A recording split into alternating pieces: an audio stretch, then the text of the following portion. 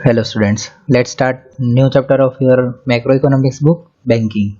Let's first understand what are commercial bank. A commercial bank is a financial institution which performs the functions of accepting deposit from the public and advancing loan to the public with the aim of making profits. कोई भी ऐसा financial institution जो कि ये दोनों functions perform कर रहा हो, पहला क्या है, डिपॉजिट एक्सेप्ट कर रहा है और दूसरा क्या है, पब्लिक को लोन्स दे रहा है। और ये दोनों फंक्शंस क्यों कर रहा है, ताकि वो प्रॉफिट कमा सके। अगर ऐसा कोई भी फाइनेंशियल इंस्टीट्यूशन है जो ये दोनों फंक्शंस परफॉर्म कर रहा है तो वो कमर्शियल बैंक है। This charge a high rate of the interest on loan and give lesser rate of interest on deposit. जो भी इंटरेस्ट ऑन लोन होता है वो ज़्यादा चार्ज करते हैं और जो भी इंटरेस्ट ऑन डिपॉजिट देते हैं वो कम होता है। मतलब क्या है, आपका जितना भी पैसा बैंक में पड़ा है उस पर जो इंटरेस्ट मिल रहा है वो आप अगर बैंक से लोन ले रहे हो उसके ऊपर इंटरेस्ट से हमेशा कम होगा, क्योंकि इन दोनों का जो भी डिफरेंस का अमाउंट होगा वो बैंक्स का प्रॉफिट होता है। यहाँ पे लिखा है the difference between the two rates of interest is amount of profit of the commercial bank. Interest on loan पे जितना भी पैसा उनको मिलता है उसमें से अगर इंटरेस्ट और डिपॉजिट पे उनको जितना भी पैसा देना पड़ता है उसमें माइनस कर दे तो वो जो भी डिफरेंस का अमाउंट होगा वो बैंक का प्रॉफिट है। समझ में आया? अभी अपन ने दो फंक्शंस पढ़े थे, दोनों प्राइमरी फंक्शन है, एक्सेप्टिंग डिपॉजिट्स और एडवांसिंग लोन्स। तो पहले एक्सेप्टिंग डिपॉजिट्स में क्या क्या होता है, जो अपने पास एक्स्ट्रा पैसा पड़ा होता है वो सब अपन बैंक में जाके डिपॉजिट करते हैं। तो वो जो जितना भी डिपॉजिट्स है वो सब बैंक एक्सेप्ट कर दिए। मतलब अपने पास अगर कोई एक्सेस अमाउंट पड़ा है, अपने पास अभी काम नहीं आ रहा है तो उसको अपन बैंक के अंदर रखते हैं, तो वो बैंक एक्सेप्ट करती है। वही एक्सेप्टिंग डिपॉजिट उसका प्राइमरी फंक्शन है। तीन टाइप के अकाउंट है, करंट अकाउंट, सेविंग अकाउंट और फिक्स्ड अकाउंट।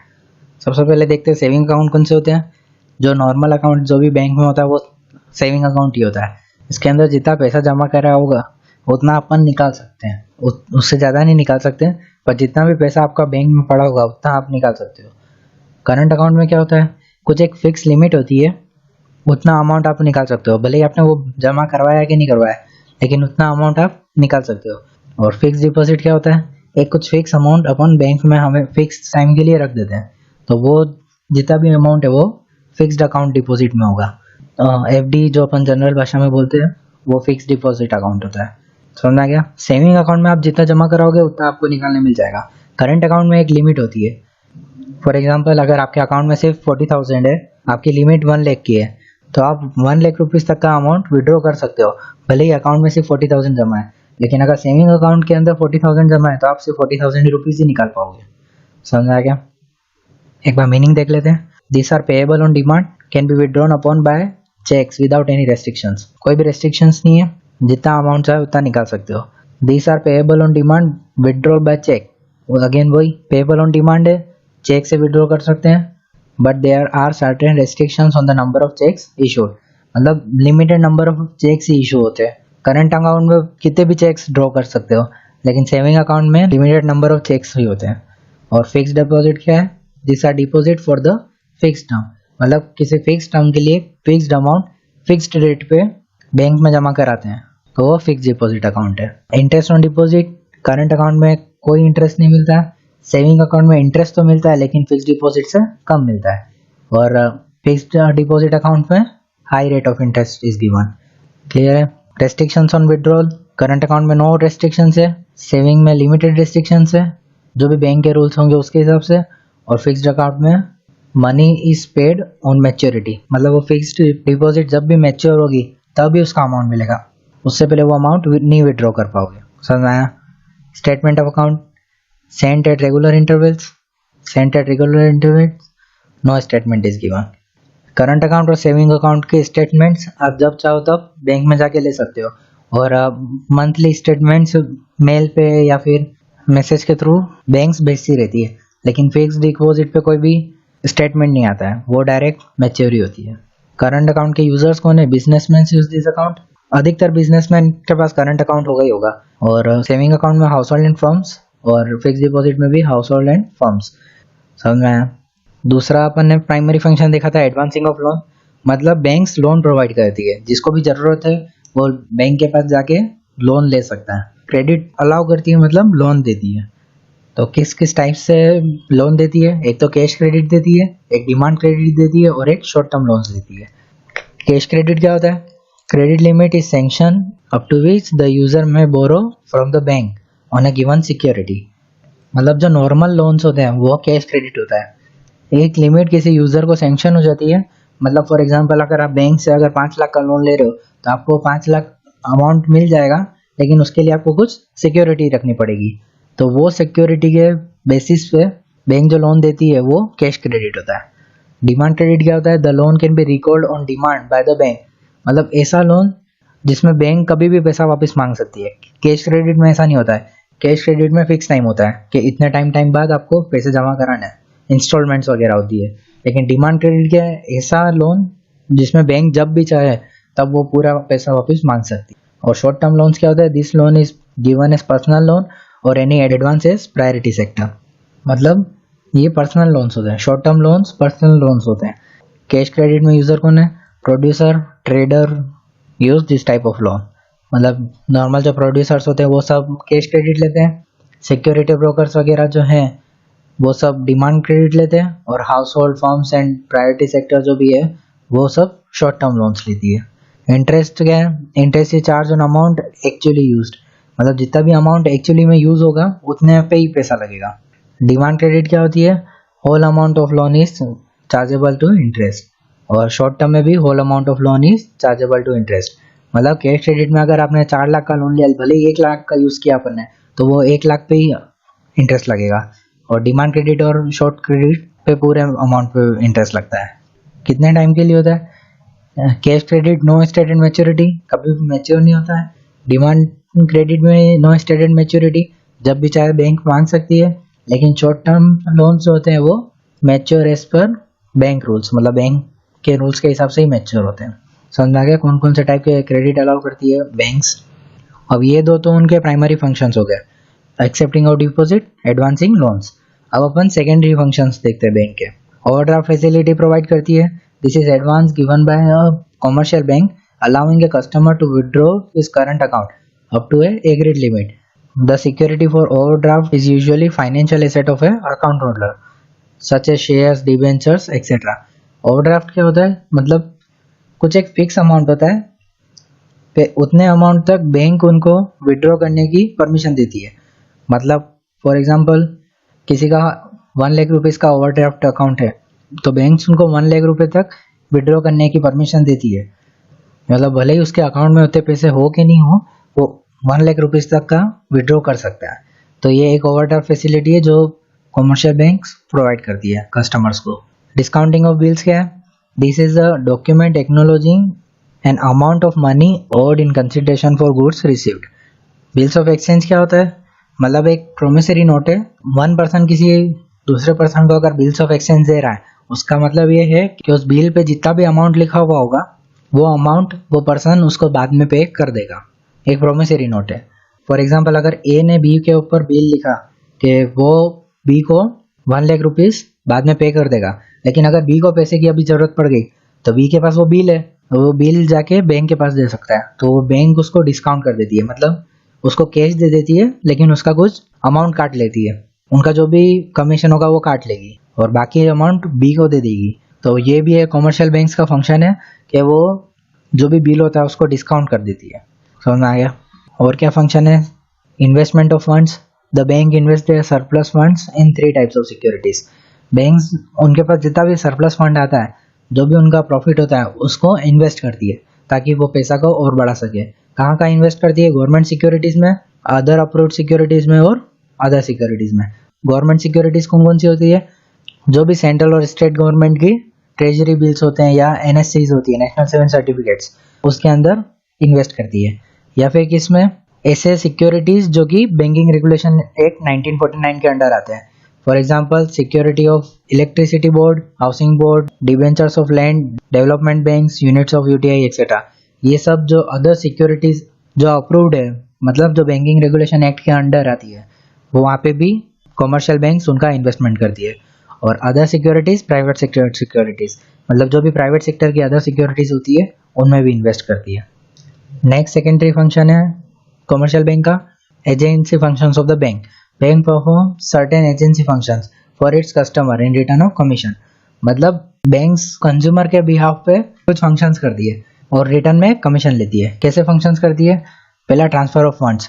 मतलब बैंक्स कुछ इंस्ट्रूमेंट प्रोवाइड करती है जिसके थ्रू फंड्स ट्रांसफर हो सकते हैं, मनी ट्रांसफर हो सकता है। फॉर एग्जांपल डिमांड ड्राफ्ट हो गया या मेल ट्रांसफर हो गया या ऐसे कुछ चेक्स हो गया। अगर मेरे को किसी को पेमेंट करना है तो मैं कैश नहीं करूंगा तो चेक करूंगा, तो ये जो चेक की फैसिलिटी है वो कमर्शियल बैंक प्रोवाइड कर रही है। दूसरा क्या है, कलेक्शन ऑफ फंड्स, मतलब किसी के बिहाफ पे अगर कोई अमाउंट कलेक्ट करना है, मतलब अभी अपन ने चेक का एग्जांपल देखा, अगर कोई बैंक के पास लाके उसको चेक दे रहा है तो वो उस चेक पे जितना भी अमाउंट होगा, जितना भी फंड होगा वो कलेक्ट भी करती है। तो बैंक्स जो है वो दोनों टाइप के फंक्शन करती है, मतलब किसी को अगर फंड देना हो तो वो ट्रांसफर भी करती है, और अगर किसी से फंड लेना हो तो वो कलेक्ट भी करती है। और क्या है, purchase and sale of shares and security on behalf of customers, customers के बिहाफ पे उनके शेयर्स या कोई सिक्योरिटी है वो परचेस या सेल भी करती है। Collection of dividend, interest on share and debentures, अगर शेयर्स पे कोई डिविडेंड मिल रहा है या डिवेंचर पे कोई इंटरेस्ट मिल रहा है तो वो भी कलेक्ट करती है बैंक। नेक्स्ट क्या है, payment of bills and insurance premium, अगर इंश्योरेंस प्रीमियम पे करना है या कोई बिल पे करना है तो कमर्शियल बैंक्स कस्टमर के बिहाफ पे बिल भी पे करती है। Acting as executor and trustee of the wills, wills मतलब वसीयत, अगर कोई वसीयत है तो उससे रिलेटेड जो भी फंक्शन होता है वो बैंक करती है। और क्या है, provision of income tax consultancy, income tax consultancy भी एक बैंक का फंक्शन है। ये सब सेकेंडरी फंक्शन है। और क्या क्या फंक्शंस हैं secondary, purchase and sale of foreign exchange, अगर कोई फॉरेन एक्सचेंज है तो वो कस्टमर के बिहाफ पे तो वो भी परचेस या सेल करती है, मतलब पैसा कन्वर्ट करना डॉलर से रुपए में या रुपए में डॉलर या रुपए से डॉलर में या किसी भी फॉरेन करेंसी में, तो वो सब काम बैंक का होता है। Issue of traveller cheque, bank जो है वो ट्रैवलर चेक इशू करती है। Safe custody of valuable goods in the lockers, lockers की फैसिलिटीज प्रोवाइड करती है। Underwriting activities and private placements of the securities, securities का प्राइवेट प्लेसमेंट भी करती है। और consultancy to customer on financial matter by collecting and publishing the statistic related to trade, commerce and industries, किसी customer को consultancy की जरूरत है तो वो बैंक वो भी प्रोवाइड करती है। समझ में आ गए सारे सेकेंडरी फंक्शन। अब कुछ रिजर्व रिक्वायरमेंट्स है बैंक्स को फुलफिल करनी पड़ती है। तीन टाइप के रेशियोज है, cash reserve ratio, statutory liquidity ratio और लीगल रिजर्व रेशियो। सबसे पहले अपन कैश रिजर्व रेशियो मतलब CRR क्या होता है वो देखते हैं। Is the ratio of total deposit that a bank needs to keep as a reserve with the RBI in the form of cash instead of keeping amount with them। RBI मतलब central bank, ये total deposit का ऐसा ratio है, मतलब ऐसा part है जो banks को सेंट्रल बैंक के साथ रखना पड़ता है। ये कुछ फिक्स परसेंटेज होता है जो कि कॉमर्शियल बैंक को सेंट्रल बैंक के साथ रखना पड़ता है। स्टैट्यूटरी लिक्विडिटी रेशियो क्या है, is the ratio of compulsory ratio of a deposit that the bank has to maintain in the form of cash and gold other security prescribed by the RBI, कुछ ऐसा part total deposits का जो bank को खुद के पास रखना पड़ता है, या तो कैश की फॉर्म में या गोल्ड या अदर सिक्योरिटी के फॉर्म में। और लीगल रिजर्व रेशियो क्या है, it is the legal minimum fraction of the deposit which a bank are mandate to keep as cash with themselves. It includes CRR and SLR, मतलब ये ऊपर जो CRR और SLR पड़ा उन दोनों को मिला के लीगल रिजर्व रेशियो बनता है। अब आगे credit creation by commercial bank समझते हैं, बहुत इंपॉर्टेंट क्वेश्चन है। Explain the credit creation role of commercial bank, ये अधिक एग्जाम में आता ही है। तो होता क्या है credit creation, commercial bank increases the flow of money in an economy by credit creation, तो जो कमर्शियल बैंक है वो मनी फ्लो बढ़ाती है इकोनॉमी के अंदर, कैसे, क्रेडिट क्रिएशन की हेल्प से। This process of credit creation is an outcome of its two primary functions, अभी अपन ने कमर्शियल के दो प्राइमरी फंक्शन पढ़े, एक्सेप्टेंस ऑफ डिपॉजिट और एडवांसमेंट ऑफ लोन। तो ये दोनों प्राइमरी फंक्शन की हेल्प से कमर्शियल बैंक जो है वो क्रेडिट क्रिएट करती है।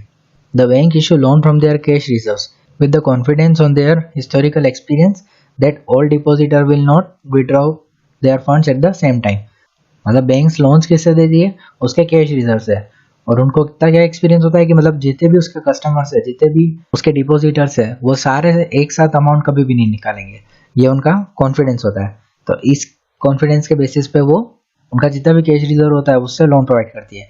तो क्रेडिट क्रिएशन क्या होता है वो अपन एक एग्जांपल से समझते हैं। ये एक एग्जांपल है, सपोज टोटल डिपॉजिट बैंक के साथ 10,000 का है, मतलब सारे कस्टमर ने मिलकर किसी एक बैंक में 10,000 रुपीज जमा करा है। तो अब ये जो 10,000 रुपीज है, अब उसमें से अभी अपन ने पढ़ा बैंक को कुछ रिजर्व्स बनाने पड़ते हैं जो मैंडेटरी होते हैं। अगर बैंक को किसी को लोन प्रोवाइड करना है तो उस लोन के बदले में रिजर्व्स क्रिएट करने होते हैं।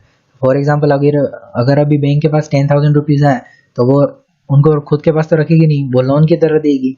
तो 10,000 का लोन देने के लिए सपोज अगर उसको 10% रिजर्व बनाना पड़ रहा है तो उसने 1,000 का रिजर्व बनाया, तो अब ये बाकी के जो 9,000 रुपीज़ बचे वो किसी को भी लोन की तरह प्रोवाइड कर सकती है। तो सपोज वो 9,000 का लोन किसी को प्रोवाइड कर दिया, अब वो लोन मार्केट में घूमेगा और वापस किसी न किसी बैंक में पैसे जमा होंगे ही होंगे। वो जिस भी पर्सन ने जिस भी पर्पज़ के लिए लोन लिया होगा तो वो आगे पेमेंट तो किया ही होगा किसी को। अब वो जो सामने वाला पर्सन है वो 9,000 को वापस बैंक में जमा करा देगा। अब जो बैंक है अगेन वो अपने पास तो रखेगी नहीं, वो 9,000 का लोन प्रोवाइड करना चाहेगी, लेकिन वो 9,000 का लोन प्रोवाइड करने के लिए उसको वापस 10% का रिजर्व बनाना पड़ेगा। तो वो वापस 9,000 का 10% मतलब 900 रुपीज़ का रिजर्व क्रिएट करेगी। अब वो 900 रुपीज़ निकालने के बाद जो भी अमाउंट बचेगा 8,100, वो 8,100 किसी और कस्टमर को लोन प्रोवाइड करेगी। समझ में आ रहा है? मतलब जितना भी डिपॉजिट आएगा उसका कुछ परसेंट रिजर्व निकालेगी और बाकी जो भी अमाउंट होगा वो वापस लोन दे देगी। वो वही अमाउंट वापस बैंक में आएगा, उसका वापस रिजर्व बनेगा और बाकी जो भी अमाउंट होगा वो वापस किसी कस्टमर को प्रोवाइड हो जाएगा। ऐसे कब तक चलता रहेगा?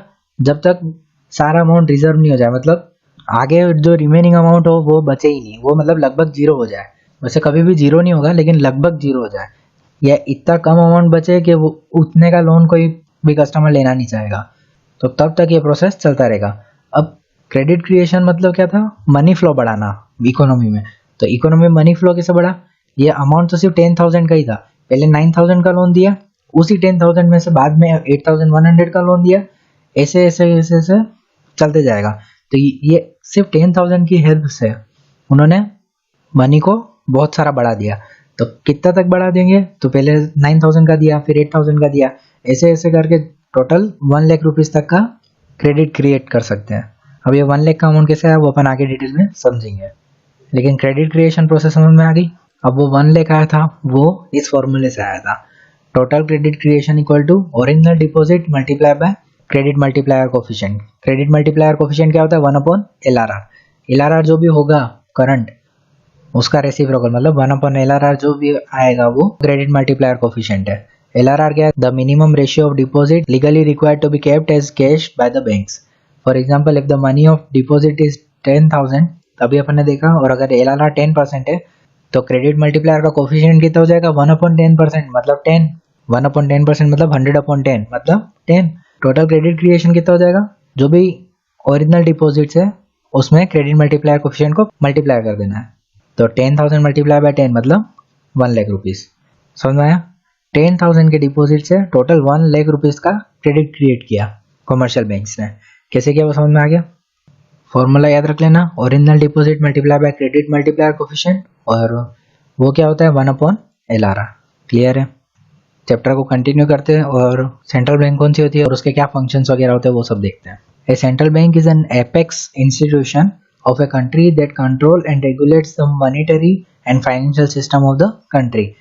मतलब ऐसी एक एपेक्स बॉडी जो कि कंट्री के पूरे फाइनेंशियल सिस्टम और पूरे मॉनेटरी सिस्टम को कंट्रोल करे, वो सेंट्रल बैंक होती है। इंडिया की सेंट्रल बैंक कौन सी है? Reserve bank of India. Features क्या क्या होते हैं सेंट्रल बैंक के?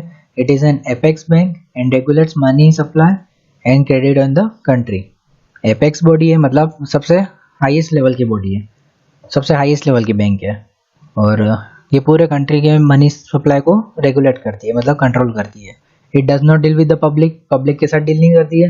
It functions for the welfare of the economy, ये इकोनॉमी के वेलफेयर से रिलेटेड ही फंक्शंस करती है। It has the exclusive right to issue the currency, currency issue करने का राइट सिर्फ सेंट्रल बैंक के पास ही होता है। फंक्शंस क्या है सेंट्रल बैंक के? बैंक ऑफ इशूइंग नोट, सबसे मेन फंक्शन है बैंक ऑफ इशूइंग नोट। मतलब bank of issue refers to the bank which has legal right to issue the currency, मतलब किसी कंट्री की करेंसी इशू करने का राइट सिर्फ सेंट्रल बैंक के पास ही होता है। In India RBI is the sole authority for issue of currency except 1 rupee notes and coins. मतलब इंडिया के अंदर आरबीआई जो है वो करेंसीज को प्रिंट करती है और इशू करती है, एक्सेप्ट 1 रुपी नोट और कॉइन, ये दोनों गवर्नमेंट इशू करती है, आरबीआई इशू नहीं करती है। लेकिन उसके अलावा जितनी भी नोट्स है, 2 रुपए की नोट से लेके 2,000 रुपए की नोट, ये पूरी आरबीआई के कंट्रोल में।